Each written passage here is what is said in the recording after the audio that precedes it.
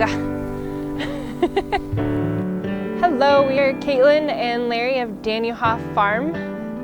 We purchased this farm in 2017 and have been here ever since. We do pork, chicken, including meat and eggs, as well as a small garden space.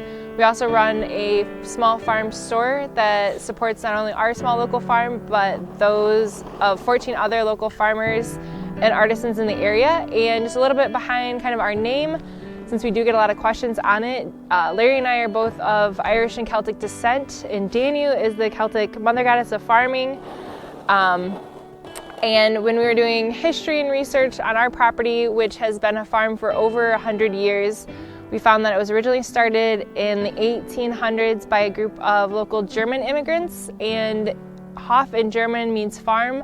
And if you continue the lineage of the word, it also is ancient Norse, which means the community farm or farm for everybody, which was really important to us and something we wanted to continue to be a part of as we steward this land and are its current chapter and owners of this farm.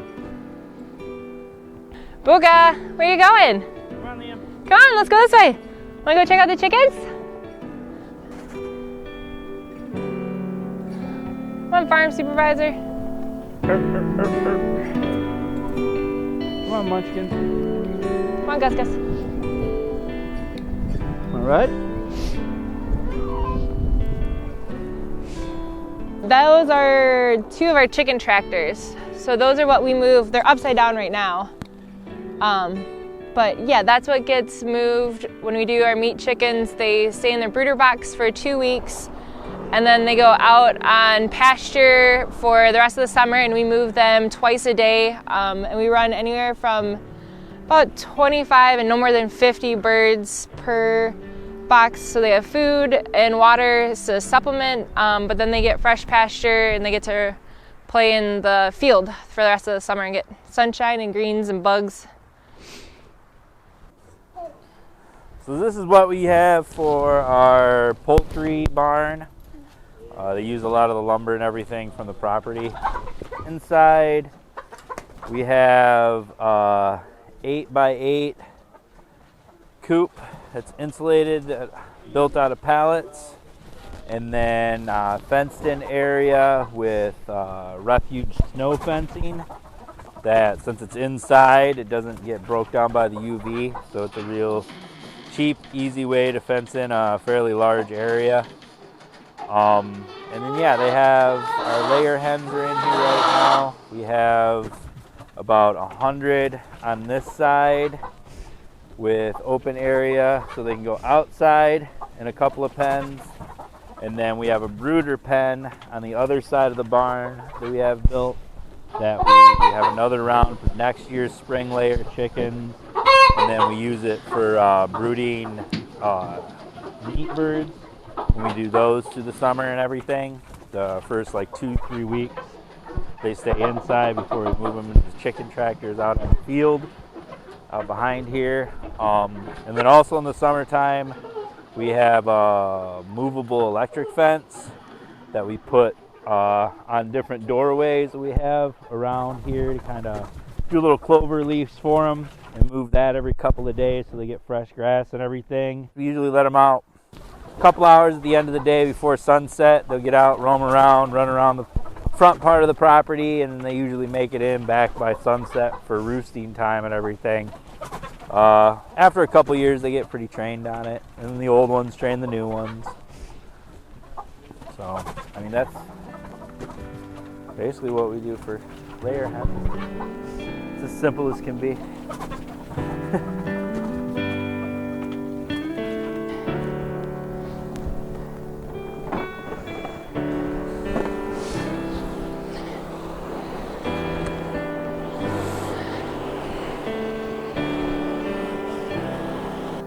Want to come see piggies? I mean, pigs, like every animal, need balanced nutrition. So we do a mix. The apples and all of our produce seconds from our field are mainly treats for them and what we throw them through the season.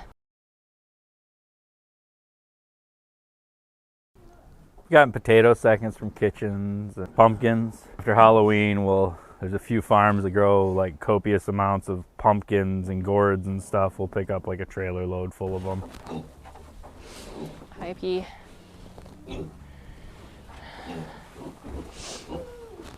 I know, I don't have... You guys want snacks? I think your snacks are frozen.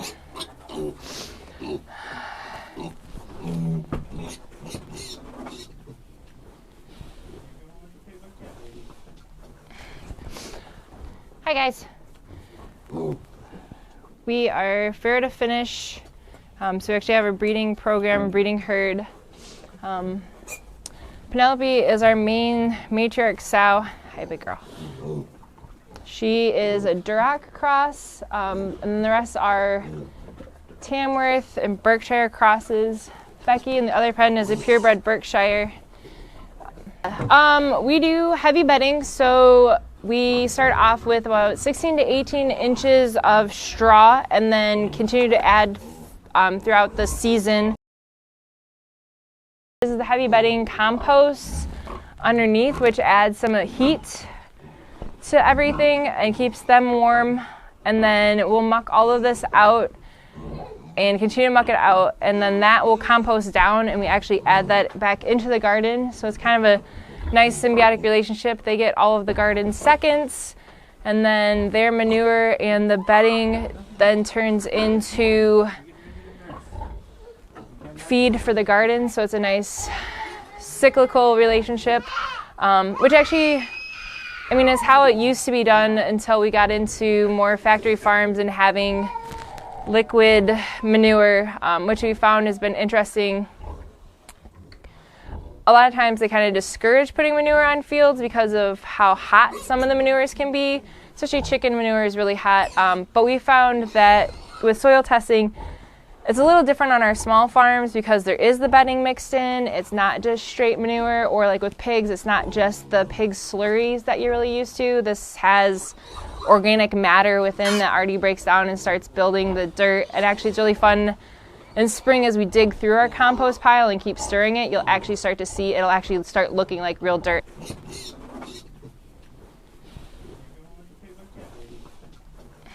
And then like I was giving them molasses treats because we're noticing some were getting a little lethargic. I think just with the swings in temperature, they're susceptible to getting cold just like we are. So molasses gives some extra iron and vitamins. Hi, I'm on blood. And we did do some milk supplementation with her because I can't imagine having to feed 12 piglets. So, I mean, a lot of farms, when we started farming, told us don't do it, let the piglets just do their own thing. I don't have the heart to do it, so we do bottles sometimes when needed. And it's been nicer on her. You want to keep sow condition and keep her healthy too. So when we first started farming, our biggest takeaway that we were getting was to bootstrap it. Some things that we found that work really nice for us are freezers for food storage. So we had a really big mouse problem being a 100-year-old barn, any barn. It's not airtight. A lot of people have, I mean, we put out a thing on Facebook and had 5 or 6 responses in a few hours. So this is just a dead freezer. The important part is to make sure the seal is still good so that mice can't get through that. But I mean, it's a metal box that you can store your feed in. It doesn't get wet or damp, so we haven't had any mold or mildew problems, and the mice stay out of it. Working in restaurants for so many years, we started utilizing like pickle buckets from regular restaurants for feed buckets. We used to live in Traverse City, so we would go through the business district, and there's a company that would put out food-grade plastic barrels that they were done with. There's also companies, there's one in Gaylord that does jams and jellies in big metal barrels, and a lot of times they'll either sell those for just a few dollars, or a lot of times they put them out for free. Those have been invaluable for storing feed, and then the plastic barrels we use for food barrels, we'll cut them, or we do and use them for water barrels and put nipplers on the ends. And those have been indestructible. Those hold up. I mean, we spent money and bought actual pig feeders, and I think they lasted 2 months before the pigs destroyed them. And we still have some of our original plastic barrels that we just cut in half. And then another one that we use, which I don't have one down here, is plastic oil fryer containers. So every restaurant that has a fryer gets them in their 5-gallon plastic containers. You rinse them out a little bit, and they're great for water hauling. That's how we haul all of our water in the winter.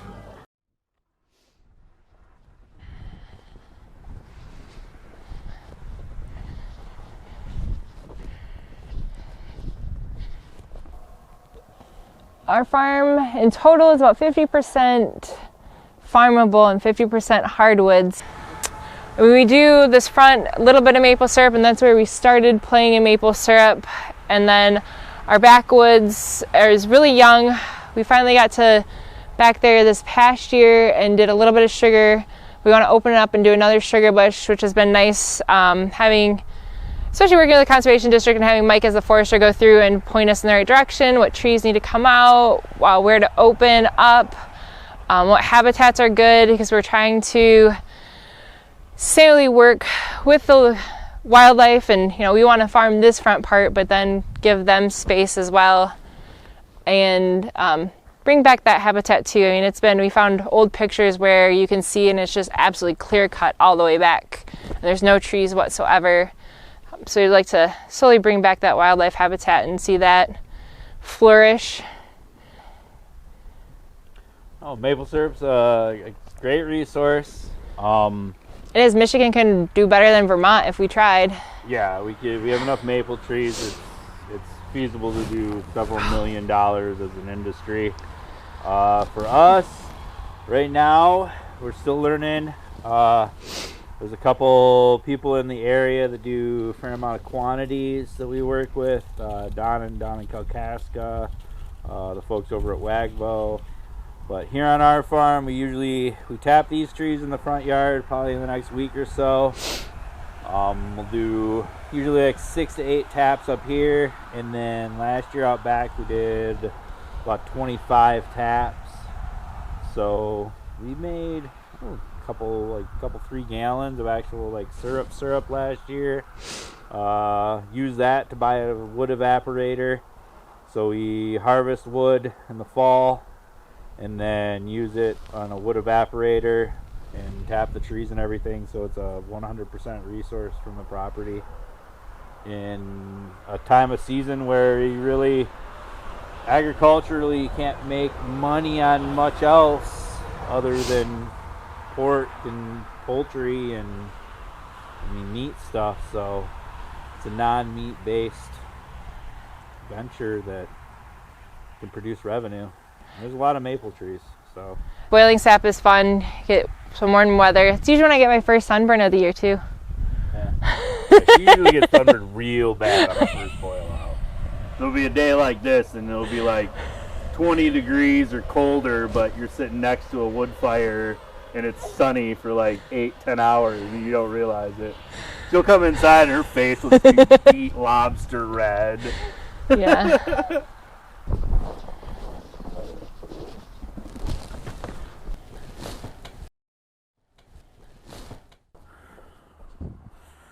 We kind of lucked out, or we did luck out for sure. The previous owners had already turned this into an antique store before we purchased the property. We're not kind of like your average farm that's a little bit off the beaten path.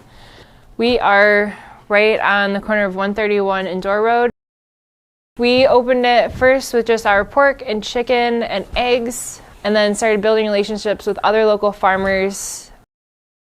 Not every farm has to do everything. I mean, monoculture definitely isn't good, but in the same right, not every farm needs to do pork, chicken, eggs, beef, and maple syrup or milking. So we wanted to really help support the other local farmers who maybe have trouble accessing customers or customers accessing them.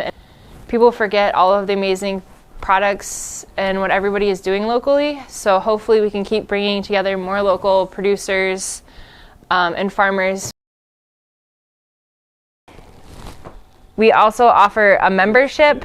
So just another way to kind of show appreciation for our local customers and clientele. The last few winters I've been doing kind of a pet project and learning the history of our farm. And this is some of it here and some of the pictures I've been able to gather so far. We have some of the pictures of original families, original barn builder. So it's kind of a fun little bit of history for the farm. Wanna wave bye? Bye-bye, Boogie. No, not into it? No? Here. Yeah, remember? He's gotten big, hasn't he? Yeah, he got a big pig? Yeah?